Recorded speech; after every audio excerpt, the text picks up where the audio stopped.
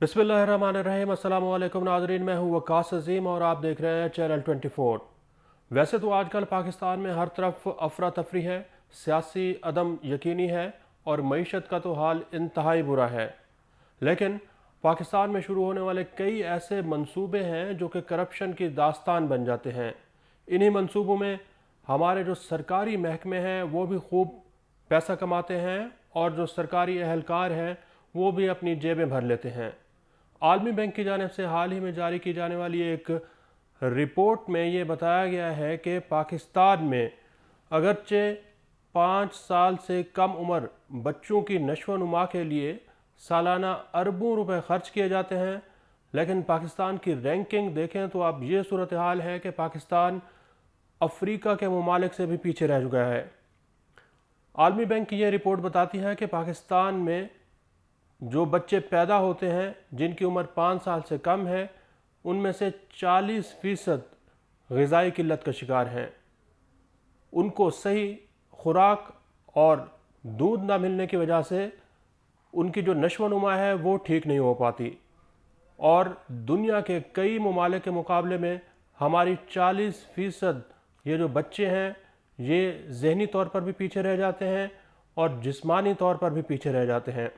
आलमी बैंक की ये ताज़ा तरीन रिपोर्ट ये बताती है कि पाकिस्तान में 2017 से लेकर 2020-21 तक तकरीबन 250 अरब रुपए खर्च किए गए हैं बच्चों की नशोनुमा पर।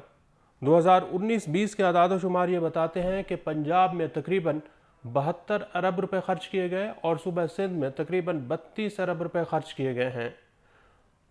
मजमूई तौर पर 2019-20 में तकरीबन 80 अरब रुपए से ज़्यादा की रकम खर्च की गई है ताकि बच्चों की नशोनुमा को बेहतर किया जा सके और इनकी सेहत को दूसरे बच्चों के मुकाबले में बेहतर बनाया जा सके।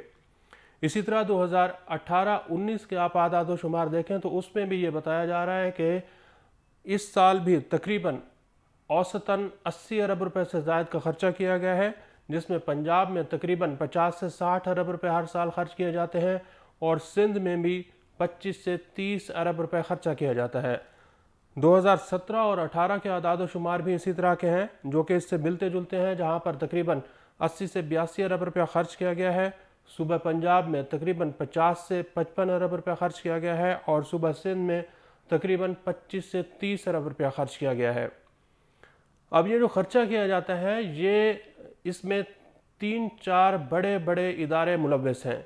वज़ारत ख़ज़ाना ये हर साल अपने बजट में तकरीबन 80 अरब रुपए, 82 अरब रुपए, 85 अरब रुपए मुख्तस करती है कि 5 साल से कम उम्र के बच्चों को उनकी सेहत पर ख़र्चा किया जाए और इसके नीचे फिर वज़ारत सेहत इसको ख़र्च करती है सूबे में, वज़ारत तालीम भी इसमें ख़र्च करती है और वज़ारत खुराक भी इस बजट का बड़ा हिस्सा खर्च कर जाती है।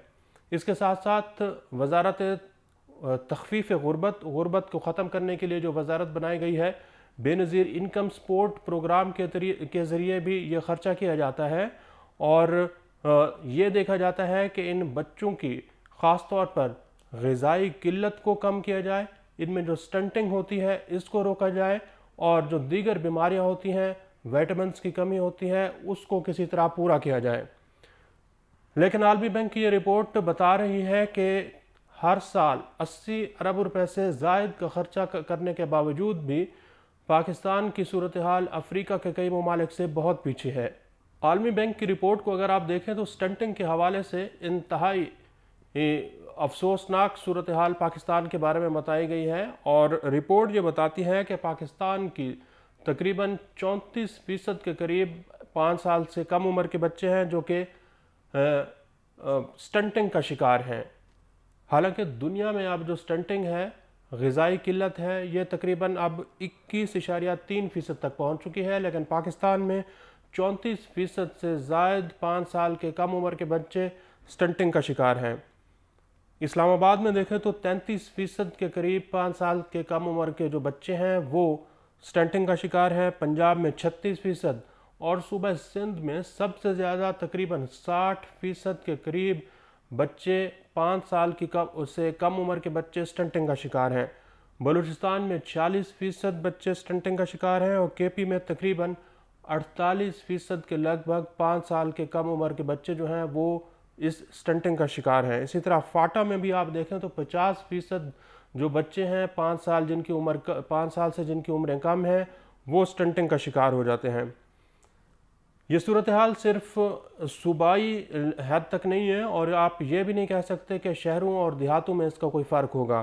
شہروں کے اعداد و شمار یہ بتاتے ہیں کہ 31% کے قریب جو بچے ہیں وہ سٹنٹنگ کا شکار ہیں، اور دیہاتوں میں یہ تناسب دیکھیں، یہ شرح دیکھیں تو 41% کے لگ بھگ بچے، پاکستان کے بچے سٹنٹنگ کا شکار ہو چکے ہیں۔ عالمی بینک کی یہ رپورٹ یہ ہمیں بتا رہی ہے کہ پاکستان کی 40% آبادی جو کہ 5 سال سے کم عمر کی ہے وہ غذائی قلت کا شکار ہیں۔ رپورٹ یہ بھی بتاتی ہے کہ تقریباً 30% بچے جو پیدا ہوتے ہیں وہ کم وزن ہوتے ہیں، ان کا وزن ایک جو سٹینڈرڈ ہے، ایک جو معیار ہے اس سے کہیں کم ہوتا ہے، اور جنوبی ایشیا میں پاکستان میں سب سے زیادہ بچے غذائی قلت کا شکار ہیں۔ اعداد و شمار آپ دیکھیں تو خیبر پختونخوا میں اس وقت 5 سال سے کم عمر جو بچے ہیں وہ 48% ایسے بچے ہیں جو کہ میل نیوٹریشن یا پھر غذائی قلت کا شکار ہوئے ہیں۔ سندھ میں 50% بچے میل نیوٹریشن کا شکار ہو چکے ہیں، اور پیدائش کے وقت ہر بچہ اپنا جو اس کا سٹینڈرڈ وزن ہوتا ہے اس سے کہیں نیچے ہوتا ہے۔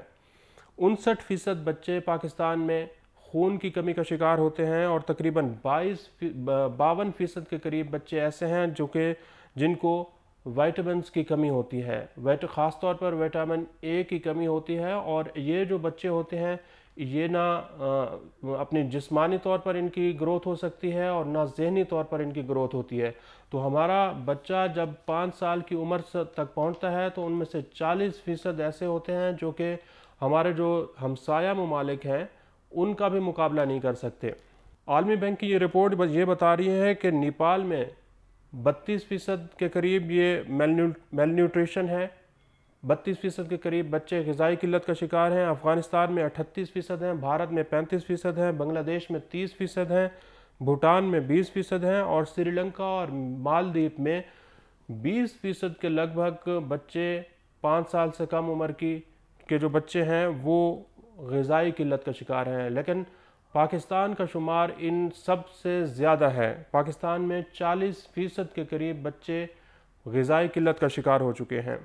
تو یہ صورتحال ہے کہ گزشتہ 3 سالوں کے دوران اوسطاً پاکستان نے تقریباً 250 ارب روپے کا خرچہ کیا ہے پاکستان میں 5 سال سے کم عمر بچوں کی نشو و نما کو بہتر کرنے کے لیے۔ یہ منصوبے شروع کیے گئے ہیں 4 صوبوں کے اندر، اور یہ پروجیکشن بھی کی گئی ہے کہ اگلے جو 5 سال ہوں گے 2021 سے لے کر 2026 تک، اس میں بھی لگ بھگ 320 ارب روپے سے زائد کا خرچہ کیا جانا ہے۔ لیکن عالمی بینک کی رپورٹ ہمیں یہ بتا رہی ہے کہ پچھلے 10 سال کے دوران 2009 سے لے کر 2019 تک پاکستان میں اس شعبے میں کسی قسم کی کوئی بہتری نہیں آئی۔